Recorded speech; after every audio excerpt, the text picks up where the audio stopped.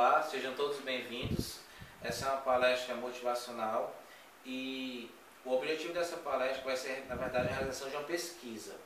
Essa pesquisa que vai ter os links para vocês clicarem e depois que assistir essa palestra, vocês vão lá e preencha a ficha dizendo a sua opinião sobre a palestra. Essa espero que você envie por e-mail, o endereço que também está no link, e com essas fichas de vocês eu vou fazer um trabalho de pesquisa, certo? Que vai ser publicado. Então eu peço ajuda a todos os estudantes que estão vendo esse vídeo. Primeiramente, gostaria de dizer que todos sejam todos bem-vindos a essa palestra motivacional.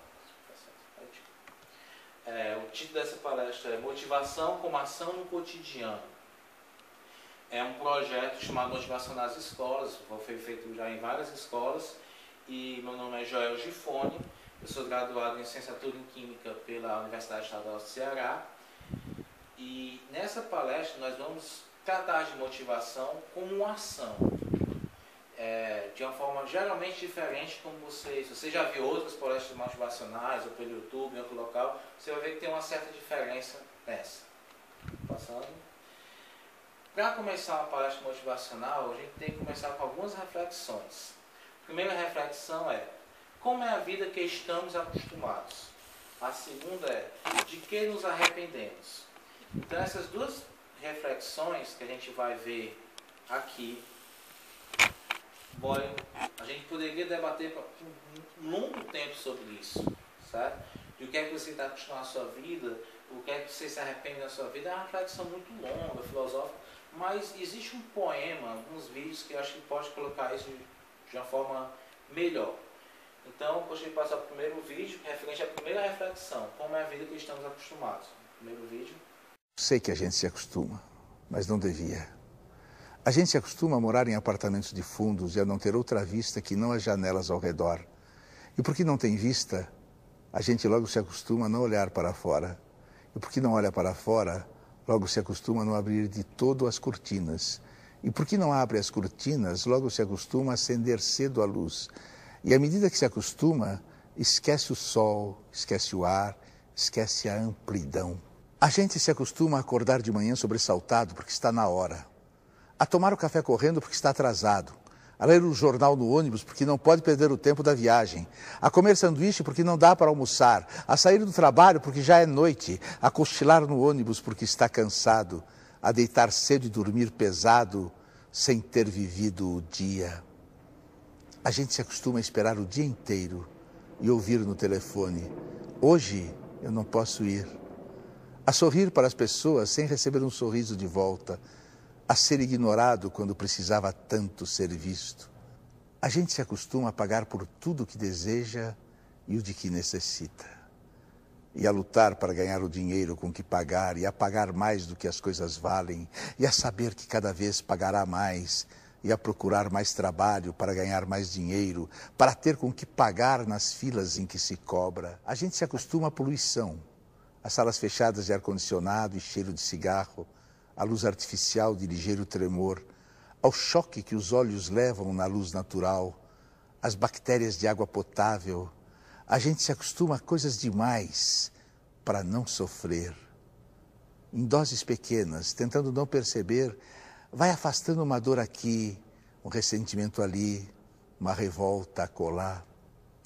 Se a praia está contaminada, a gente molha só os pés e sua no resto do corpo. Se o cinema está cheio, a gente senta na primeira fila e torce um pouco o pescoço. Se o trabalho está duro, a gente se consola pensando no fim de semana. E se no fim de semana não há muito o que fazer, a gente vai dormir cedo e ainda fica satisfeito porque tem sempre sono atrasado. A gente se acostuma para não se ralar na aspereza, para preservar a pele, se acostuma para evitar feridas, sangramentos, para poupar o peito. A gente se acostuma para poupar a vida, que aos poucos se gasta e que gasta de tanto se acostumar e se perde de si mesma. Esse vídeo que a gente acabou de ver é um poema, né? Quem apresentou foi programa Provocações, programa Pujama, todos os vídeos dessa palestra eles estão lá no YouTube, acesso público. E trata desse primeiro ponto, como é a vida que estamos acostumados. A gente se acostuma com muita coisa, o problema vale de vários fatores da vida, fatores emocionais, como você se acostuma a esperar uma pessoa o dia inteiro e no final do dia, não posso ir. Você se acostuma com o fato de trabalho, sempre estar trabalhando, pagando coisas, se acostuma, resumindo, o poema fala, a gente se acostuma com rotinas. E rotinas que a gente vai perder o nosso tempo, vai perder a nossa vida, vai perder tudo que a gente quer, certo? Rotinas que a gente perde tudo os nossos sonhos pela própria rotina.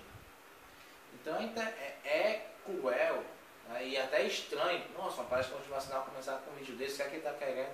Mas vocês vão já entender o que eu estou querendo dizer com isso. Segundo, vai ver de que nos arrependemos. Isso aqui mostrar uma letra da música do Titãs. Na verdade, a letra não é bem a original de Titãs, é tirada de um poema, também chamado Epitáfio, e muito conhecida, muito famosa, fez sucesso nas rádios. E agora eu vou passar um vídeo que vocês querem que prestem atenção na letra, que vai abordar já o segundo tema, de que nos arrependemos.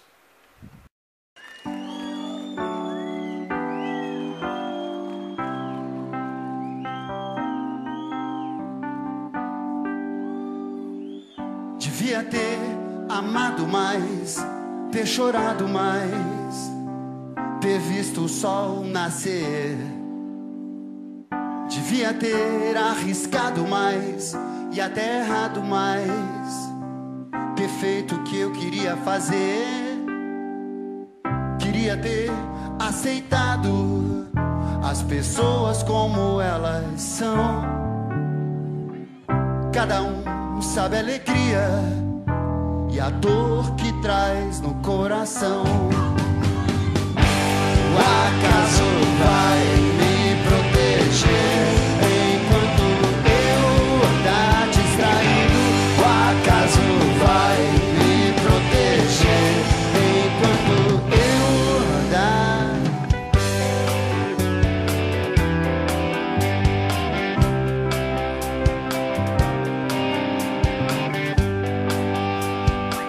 Devia ter complicado menos, trabalhado menos, ter visto o sol se pôr. Devia ter me importado menos com problemas pequenos e ter morrido de amor. Queria ter aceitado a vida como ela é. A cada um cabe alegrias e a tristeza que via e sai do chão. O acaso vai me proteger enquanto eu andar distraído. O acaso vai me proteger enquanto eu andar. O acaso vai me proteger enquanto eu andar distraído.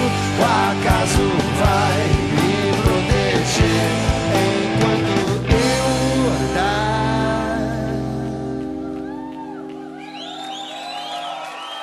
Devia ter complicado menos, trabalhado menos, ter visto o sol se pôr.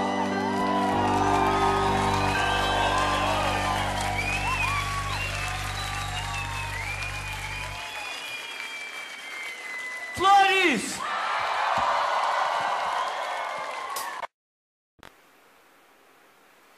Então a gente acabou de ver uma canção do Titãs, teve um sucesso, Epitáfio, e ela vai falando, né, devia ter feito isso, devia ter feito aquilo, devia ter trabalhado menos, devia ter... Então é interessante porque a gente se arrepende. A gente se arrepende muito mais de coisas que a gente não fez do que de coisas que a gente fez.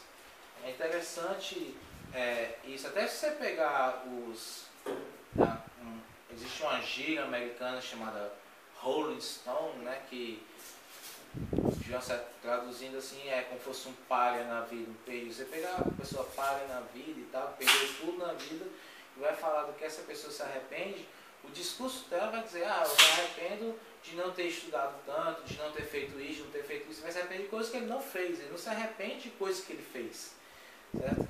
Então, mesmo que sejam coisas erradas, então o que acontece é que a gente tem uma vida em que a gente se acostuma com a rotina, com a coisa mecânica, e que no final dessa vida, ou no meio dessa vida, durante essa vida, a gente se arrepende de várias coisas que a gente não faz dentro dessa rotina. Aí você pergunta, nossa, isso não é para ser uma palestra motivacional, está muito esquisito isso. Ele está colocando, mostrando que a minha vida é uma rotina programada, ele está colocando que eu me arrependo de várias coisas que eu não faço. Onde é que está a motivação nisso? Aí é o ponto que eu disse que essa palestra ela tem um ponto um pouco diferente das outras palestras. Geralmente quando se fala em motivação, se fala na motivação como se ela fosse uma energia, um poder, que vai fazer você ter vontade de fazer coisas. Simplesmente você está... simplesmente muitas empresas contratam palestrantes, inclusive, para vender essa ideia.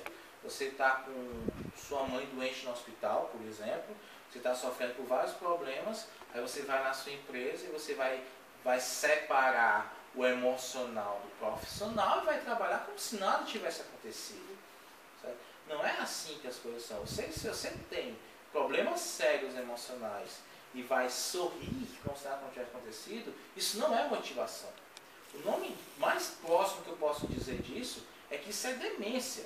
Você olhar para o problema e vai ficar sorrindo como se tivesse acontecido. Isso até lembra aquele personagem de quadrinho, né? O Coringa lá do Batman, fica rindo quando está matando as pessoas. E não é essa a ideia da motivação. O que seria motivação? Motivação está diretamente relacionado à organização. Está direcionado, está junto com a ideia de você praticar ações em que você vai cumprir os seus objetivos. Como posso explicar isso melhor?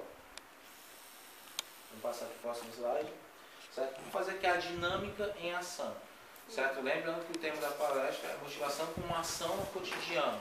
Então, como essa ação, certo? Em dinamismo, né? Como essa ação constante vai fazer que ocorra a motivação. Pode passar para o próximo slide, por favor.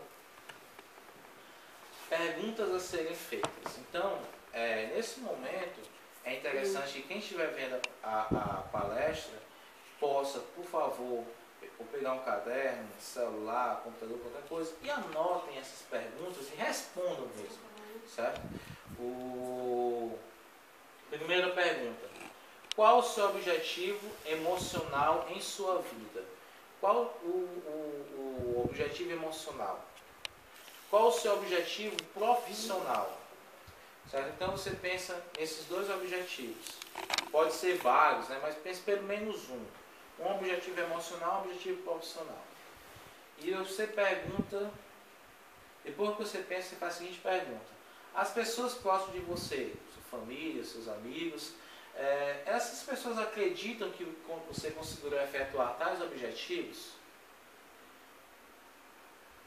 E depois você faz a seguinte pergunta. Você acredita que conseguirá atingir tais objetivos? Geralmente, essa palestra, quando é feita, as pessoas respondem primeiro essa pergunta que as pessoas próximas não acreditam. Geralmente. Algumas exceções, mas essas exceções são minoria. E existe uma explicação para isso, porque elas não acreditam. Já vou falar sobre isso. E você, esse é o ponto principal. Você acredita que você conseguirá tais objetivos, sim ou não? Certo? E se você não acredita, por quê? E não é só questão de acreditar, porque você pode acreditar em muita coisa, mas como você vai fazer? Porque você acreditar não é estar motivado. Estar motivado é tomar ações que façam que esses objetivos sejam reais, que eles ocorram. Então, posso passar o próximo slide? E aqui a lista. Então, é necessário que as pessoas tenham organização para cumprir seus objetivos. Isso é a motivação. Eu peço que, como atividade, vocês escrevam, né? Façam a lista, escrevam todas as ações que você precisa, todas as ações que você julga necessárias para tomar, para atingir seus objetivos. atingir seus objetivos. As ações que você precisar tomar, o que você julgar necessário, você coloca na lista. Coloque essa lista no local de fácil acesso. Pode ser a capa do livro que você mais lê, pode ser a proteção de tela do seu celular, do seu computador. Coloque um canto de fácil acesso, certo? Você pode pregar em um canto, no canto do espelho do banheiro, no canto que você veja muito, certo? Todos os dias, revise as ações que julgar necessárias. Com o tempo, todos nós ganhamos experiências e mudamos a visão que a gente tem da vida. Então, às vezes, uma ação que a gente julga necessária em uma fase da vida, no futuro, talvez a gente não julgue. Então, é necessário sempre estar fazendo essa revisão, e essa lista é uma lista dinâmica, ela é mutável, certo? Você vai estar constantemente fazendo mudanças nessa lista. E esse é o principal ponto da motivação. Nunca durma sem realizar pelo menos uma dessas ações. Então, por exemplo, vamos voltar àqueles objetivos. Vamos dizer que alguma pessoa escolheu como objetivo emocional ser um bom amigo. Escolheu como objetivo, eu quero ser uma pessoa que os meus amigos gostem, ser um amigo útil, que sempre tem algo a se falar, algo para se adicionar na vida dela. Aí, essa pessoa passa o dia inteiro, em nenhum momento desse dia, essa pessoa liga para o amigo. Em nenhum momento desse dia, essa pessoa se coloca no lugar do amigo. Poxa, o que é que ele está sofrendo? O que é que ele está passando? Em nenhum momento do dia, essa pessoa dá um abraço no amigo e tal. Fala, não, cara, eu estou aqui do teu lado para te ajudar. Em nenhum momento essa pessoa se preocupa com problemas que não são diretamente ligados a ele, problemas indiretamente ligados a ele. Então essa pessoa, e quando essa pessoa vai dormir, ela passa o dia inteiro sem fazer essas coisas, foi um dia inteiro que ela perdeu para cumprir o objetivo dela. Emocional de ser um bom amigo. E profissional do mesmo jeito. Vamos dizer, muitas pessoas ignoram isso, mas existe sedentarismo mental. Existe sedentarismo físico, né? A pessoa sedentária física, existe sedentarismo mental, que é a pessoa que vai ler um texto, com poucos minutos de leitura começa a ter dor de cabeça, começa a ter sono, começa a cansar. Aí vamos dizer que um sedentário mental, que tem dificuldade de leitura, tem dificuldade em cálculo, tem dificuldade em estudar, o sedentário mental decide fazer uma faculdade de medicina, difícil de passar e tal. É impossível? Não, não é impossível, ele pode fazer, mas ele vai ter que ter mudanças na vida dele. Então, se essa pessoa passa o dia inteiro, essa pessoa, um dia inteiro, em nenhum momento ela lê um texto, em nenhum momento ela fez um cálculo, em nenhum momento ela estudou, em nenhum momento ela se dedicou aos estudos para sair do sedentarismo mental, ou mesmo para estudar mais aprofundadamente as matérias mais importantes para a medicina, biologia, química, enfim, as mais importantes, essa pessoa, ela perdeu o dia inteiro dela, ela foi o dia inteiro na contramão do sonho dela. Então, se é um sonho, para se realizar, ela tem que trazer sonho para a realidade. Para trazer sonho para a realidade, tem que tomar ações todo dia. Tem que ser uma coisa diária. E por que tem que ser diário? Porque você se acostuma, a gente se acostuma. Foi a primeira coisa que eu falei na palestra. A gente se acostuma a perder tempo, a poupar vida, poupar sonhos. E para a gente vencer essa ideia de poupar tempo, poupar sonhos, a gente tem que ter uma organização, uma meta a ser cumprida. Mas por que as pessoas próximas não acreditam nisso? Por que é que às vezes eu mesmo não acredito nisso? Por que é que é tão difícil de acreditar? Mesmo que a gente faça essa organização, bote essa lista, o pessoal da minha casa vai dizer que eu sou doido, porque eu botei a lista no banheiro, porque eu botei, certo? Por que é difícil de acreditar? É um assunto muito longo, pode falar muita coisa, mas tem um trecho do filme, eu particularmente não gosto desse filme, mas esse trecho é muito interessante, A Procura da Felicidade, um filme famoso com Will Smith, e esse trecho do filme, eu vou mostrar aqui para vocês, explica o porquê disso.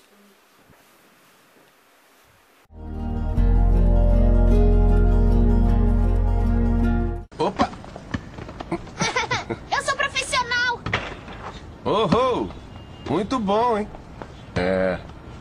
Eu não sei não, sabe? Provavelmente você será tão bom quanto eu era. É assim que as coisas são e eu era abaixo da média no basquete.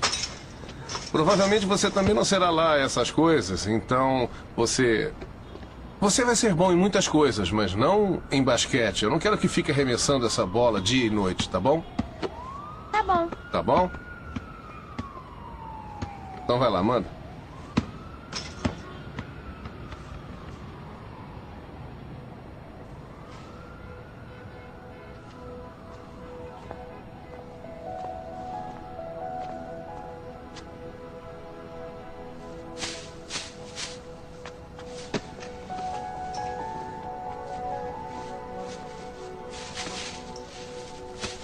Ei.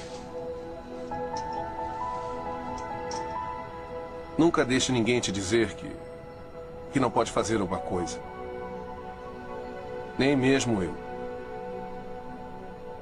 Tá bem? Tá bem. Se você tem um sonho, tem que correr atrás dele. As pessoas não conseguem vencer e dizem que você também não vai vencer.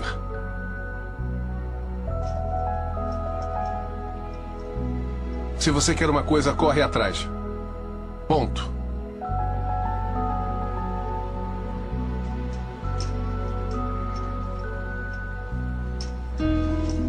Vamos.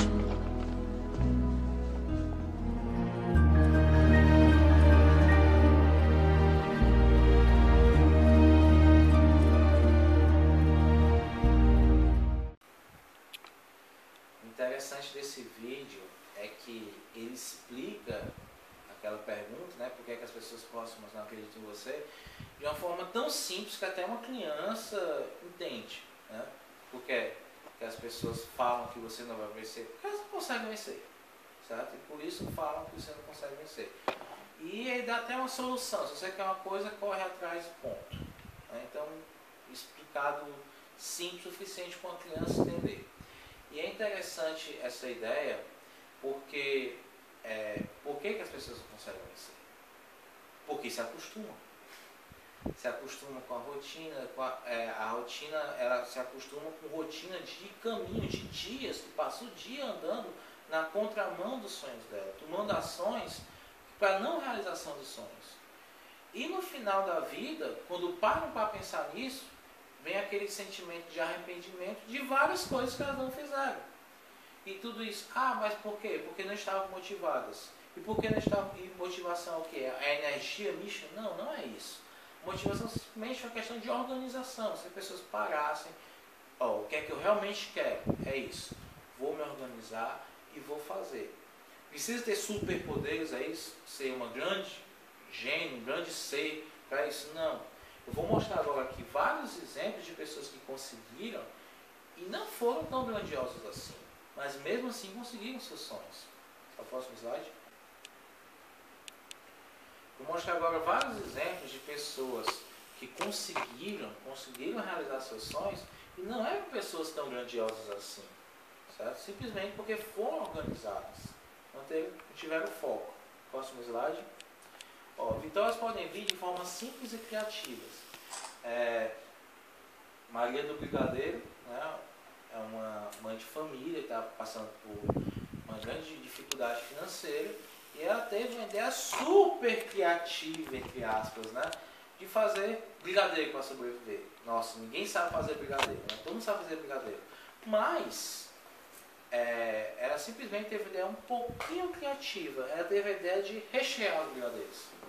Então ela pegou e ela fez uma variedade imensa de recheio de brigadeiro, desde os comuns, como castanha, como morango, até coisas completamente exóticas, como brigadeiro recheado de cachaça, recheado de vinho.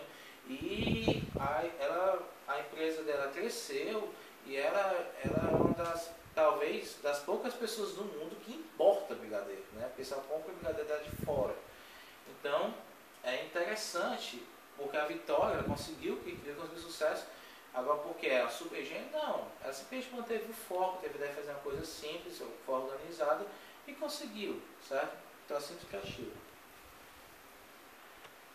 Outras, a vitória pode vir de quem passou a vida perdendo, né? Não vou exemplo do Mickey, vou falar do exemplo do criador do Mickey, Walt Disney, certo? O Walt Disney, ele era cartunista de um jornal e ele foi demitido do jornal por falta de criatividade, né? Você pensa naquela época, não tem aquela coisa de computador, então todas as figuras do jornal eram desenhadas, né? Mas ele não tinha criatividade e foi demitido. Então ele pegou o dinheiro que ele tinha, as economias, e decidiu montar um estúdio de animação. E aí foi um imenso fracasso, ele faliu, certo? Ele não sabia o que fazer. Então ele foi trabalhar no cinema. Sinceramente eu não sei o que é que ele está fazendo no cinema, se ele, qual é a função que ele trabalhava lá. Mas ele trabalhava lá e até que ele foi fazendo, sempre estudando animação, estudando desenho, estudando as coisas que ele desenhando, criando histórias, até que ele implorou para o cara do cinema passar o desenho do Mickey lá, e o cara deixou passar no cinema num dia que tinha pouca gente. De repente era o dia mais lotado do cinema e todo mundo querendo ver, e de repente ele começou a ganhar dinheiro com isso. E você pega até, brincadeira, né? Você pega o símbolo da ostentação infantil, é a Disney, né? Porque toda criança quer dizer, bancar a riqueza, diz, foi pra Disney. Então, e tudo isso, esse império que a Disney é hoje, começou porque o cara, ele manteve foco. Apesar de ter sido demitido, apesar de ter sido falido, ele manteve organizações. Ele teve a organização de continuar estudando, continuar lá fazendo direitinho e melhorando cada vez mais. Pode vir de quem nunca foi muito inteligente, né? Você coloca a foto de Albert Einstein e colocar ele nunca foi muito inteligente, pode até parecer que eu estou cometendo um pecado. Mas segundo, como professor eu tenho que dizer isso, né? Segundo a análise pedagógica que era feita naquela época, né? Talvez hoje não fosse assim, mas Einstein era inteligência limitada, certo? Ele mentalmente lento, ele começou a falar aos 4 anos, começou a ler aos 7 anos. Você diz, mas no Brasil se lê aos 7 anos. Beleza, no Brasil se lê aos 7 anos, na Europa não. Então eu achava que muitos professores diziam que era um caso perdido, que não tinha talento. Reza a lenda que ele até chegou a reprovar matemática, no que seria equivalente aos dias de hoje, a um 6º ano, 7º ano por aí. Então, ele tinha dificuldades, certo? Ele teve uma das vezes que ele foi fazer o vestibular para uma universidade e não passou, certo? Então ele tinha muita dificuldade com isso, mas até que ele admirava muito, ele tinha muito contato com a biblioteca, né? E arquivava livros e tudo, trabalhou com isso um tempo.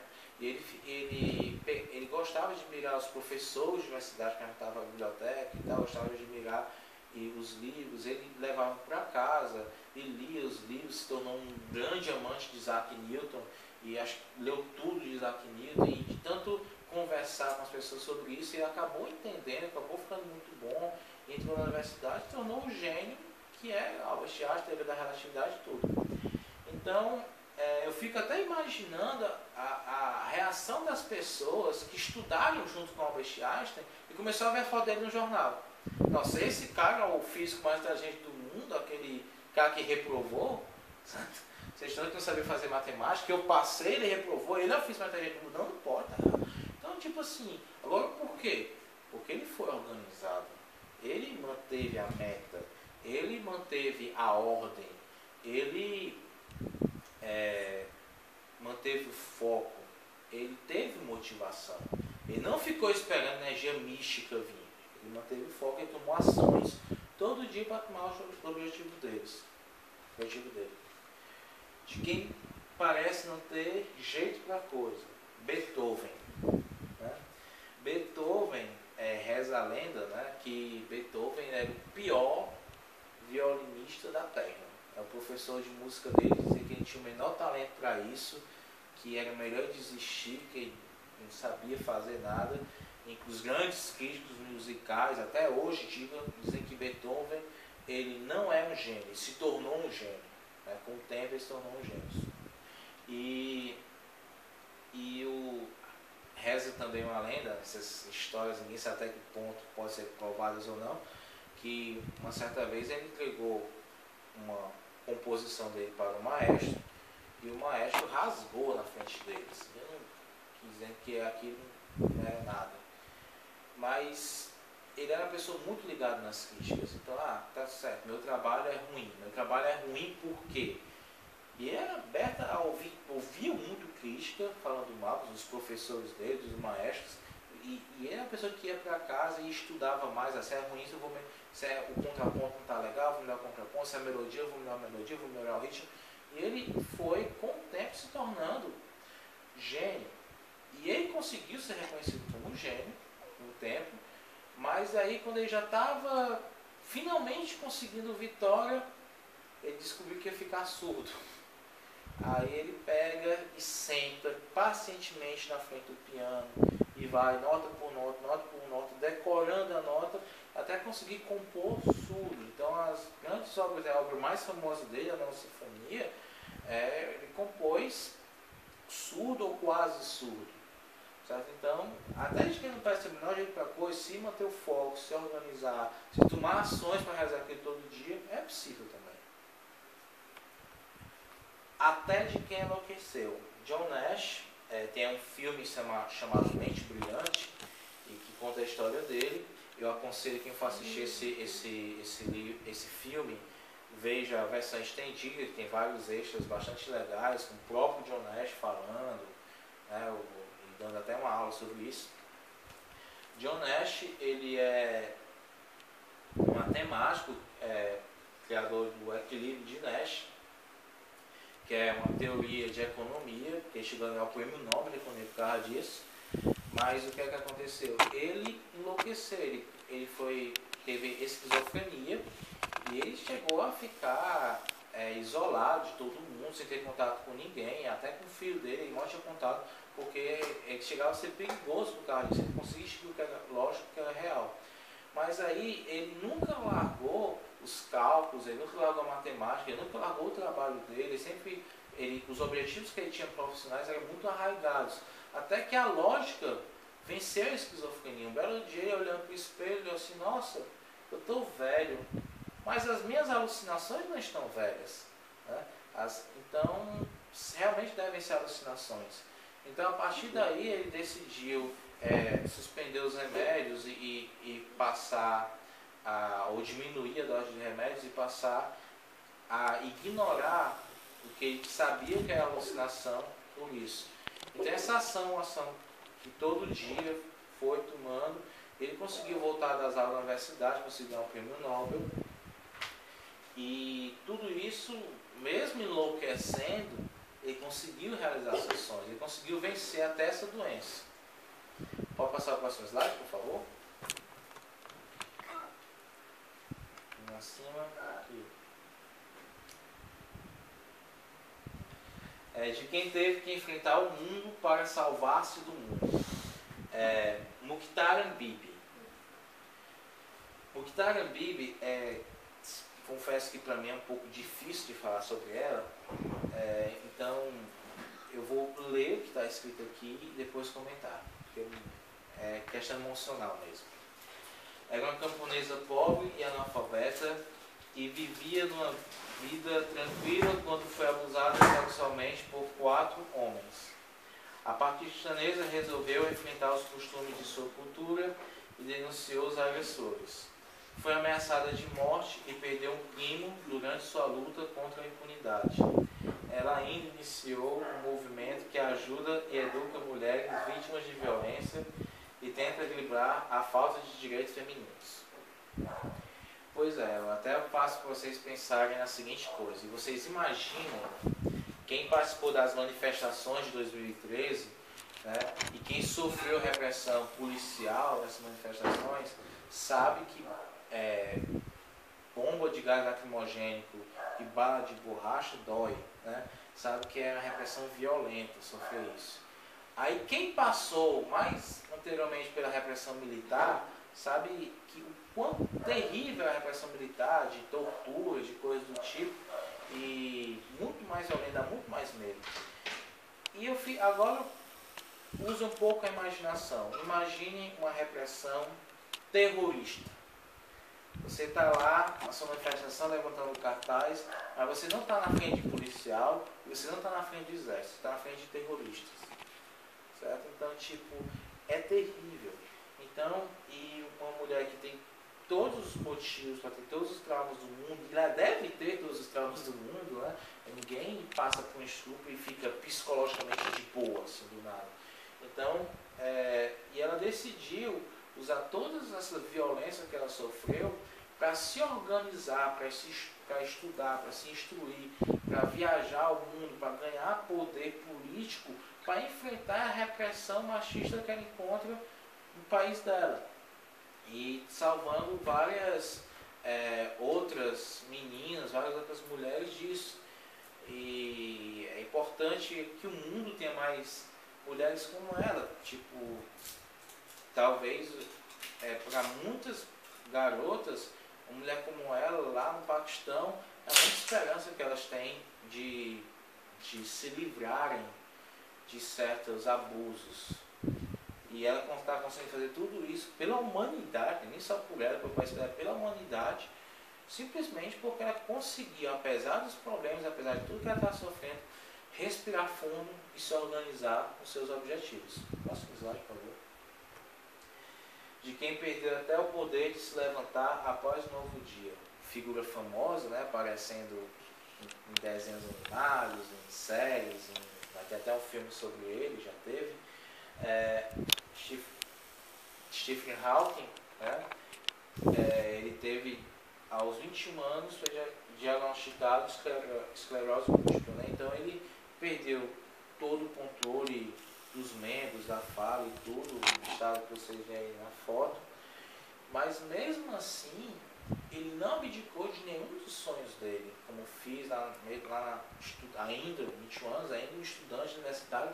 Ele não abdicou de nada do que ele queria, ele continuou seguindo todos os sonhos dele, continuou estudando, continuou apresentando artigos, continuou, e hoje ele é o Einstein da nossa geração, né? Ele é o cientista mais renomado do mundo. E muitas das tecnologias que a gente tem, muitas coisas de tecnologias que a gente ainda não tem, certo? Só são feitas e só poderão ser feitas graças à pesquisa dele. Próximo slide, por favor. De quem teve que enfrentar um mundo para salvar quem ama. Isso aqui também é tirado de um filme de fatos reais, o Óleo de Lorenzo, filme de 91, muito famoso. Essa imagem não é do filme, é imagem real. E o O'Donnell, que é o pai de Lorenzo, ele é um economista, ele é economista do Banco Mundial, e ele soube que o seu filho, de 6 anos de idade, Lorenzo, foi diagnosticado com uma doença chamada adenoleucodistrofia, ALD, que é a doença que no período de 2 anos a criança ela vai definhando, perdendo os sentidos, a visão, o olfato, a audição, vai perdendo o tato, e com o tempo ela vira um vegetal e morre. Normalmente isso demora mais ou menos um período de 2 anos. Então, ele, ao filho dele ser diagnosticado com essa doença, ele que não era médico, que não era cientista, era economista de um banco, ele chegou e disse: olha, eu vou para qualquer lugar do mundo para salvar meu filho. E ele foi, fez viagem, conversou com médicos, e ao ver que a medicina não estava preparada para curar o filho dele, ele decidiu estudar.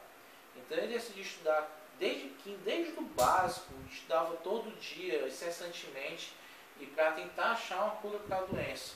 E o resultado é que ele conseguiu achar um tratamento para a doença, ele conseguiu achar que neutralizava os sintomas da doença, chamado óleo de Lorenzo. Então até hoje quem tem adenoleucodistrofia pode viver uma vida inteira feliz tomando o óleo de Lorenzo. E isso rendeu ao O'Donnell um diplomado de médico, né? Ele foi premiado e ele está assim para a bioquímica mais ou menos respeitando as devidas proporções, né? O que o Einstein está para a física, né? A física é mais ou menos Newton, meio que cravado na mecânica, e quando apareceu o Einstein, né, a física quântica dá um super salto com vários outros cientistas. E ele fez isso para a bioquímica. A bioquímica, o maior bioquímico do mundo, durante muito tempo foi o O'Donnell, foi o pai de Lourenço, e ele conseguiu fazer isso no período de 3 anos. Aí você diz, mas ele deveria ter morrido em 2 anos, é porque ele fez um primeiro óleo que reduzia os riscos da doença pela metade. Então, em vez de ele morrer em 2 anos, morreu em 4. Aí o segundo óleo ele conseguiu tirar todos os efeitos posteriores da doença. Então, tipo, você tem um cara que em 3 anos, um homem que em 3 anos, que não era cientista, que não era médico, ele conseguiu ser a maior autoridade bioquímica do mundo, simplesmente porque ele tinha um objetivo, que era salvar o filho dele, e ele foi organizado para isso, certo? Em nenhum momento, ele sofreu, ele chorou, certo? Mas em nenhum momento o sofrimento fez com que ele parasse de tomar as ações. Então, motivação não é você não sofrer. Motivação é você, apesar do sofrimento, certo? Você não parar de tomar as ações que vão te levar ao objetivo. Não se acostumar com a rotina vã, com a rotina que não vai trazer esses benefícios. Então, se você tiver em mente constantemente esses objetivos e olhar para eles constantemente, revisar eles todo dia e colocar essas ações que vão trazer esses objetivos no território da realidade, a vitória também vai poder vir, certo? De você, certo? Então, chegamos ao fim dessa palestra. Eu espero que vocês tenham gostado, e mais uma vez eu repriso que vocês